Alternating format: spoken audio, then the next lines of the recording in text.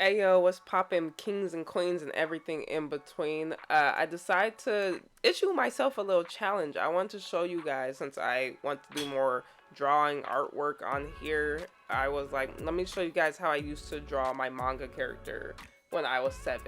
So this is Shirik. I'm drawing his monster form, how I used to do it when I was younger versus his normal form now. As you can see, I just put an oval inside the oval. Um, I'm excited to start showing you guys these type of things because I want you guys to get to know the character. So when the manga drops, you're not like, oh, cool, something random. So I was like, okay, he has to be ferocious, right? And so I would just put a bunch of triangles in his mouth, and for the bottom teeth, offset the upper triangles. I was like, shoot, let's get it done. I was never really given a book or like try to draw other people's characters. I was just like, I'm going to draw my own. My brother Tom had showed me how to draw one in the simplest of ways, and I was like, you know what? I'm gonna make him cool. He's gonna have like an 8-pack. He's gonna have like claws. And I thought, you know what? I don't know how to make claws, so I was like, it's gonna be half finger, half claws.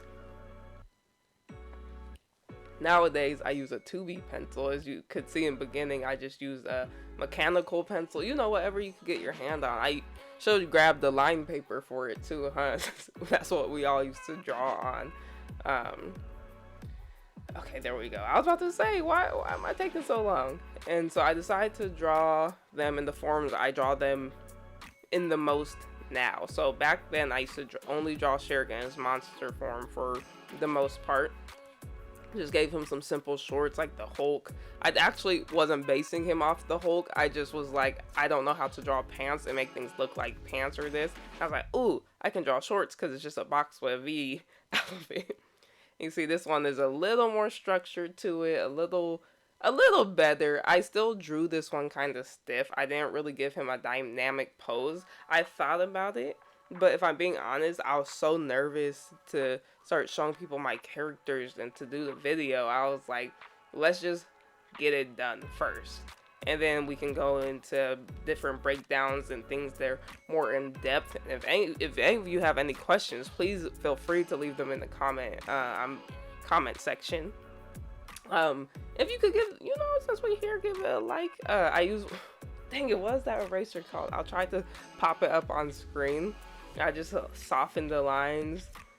That's me just breaking down the face. On this one, I actually drew the clothes and his body first, which it just depends for me, if I'm being honest. Some days I'll draw the body and everything first. Some days I'll draw the face first.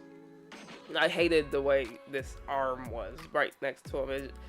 Because it already looks stiff, and I was like, it does not need to be that damn stiff. It was still pretty stiff in the end drawing, but at least this gave it a little something different, a little something. And so I love breaking it down because you can break anything down into shapes. I can show you guys later. I know from this drawing you might be like, I don't know if I want you to show me how to draw, but this is just one of the processes I go through. I do want to show you guys how I shade and how I color. I was like, let's just, like I said, get this video done before I decide to backtrack it again. I kept backtracking and like going back and forth in between whether I should start showing my characters because they're so near to my heart. But I was like, I have to. That's the whole point to them, right? That's the point to all of our characters, to be seen. Like, imagine if they were too afraid to show Goku or Astro Boy, you know what I mean?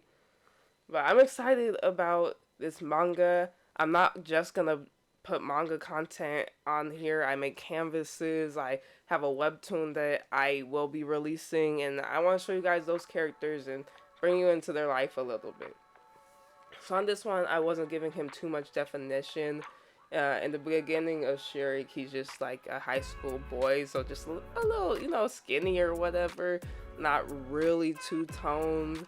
Oh, I know high schoolers nowadays, they be lifting, bruh, but this is just like, one of those kids that are a little skinny.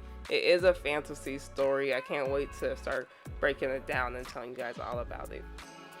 So give my boy a little bit of texture. You see on the other face, even got eyebrows, too.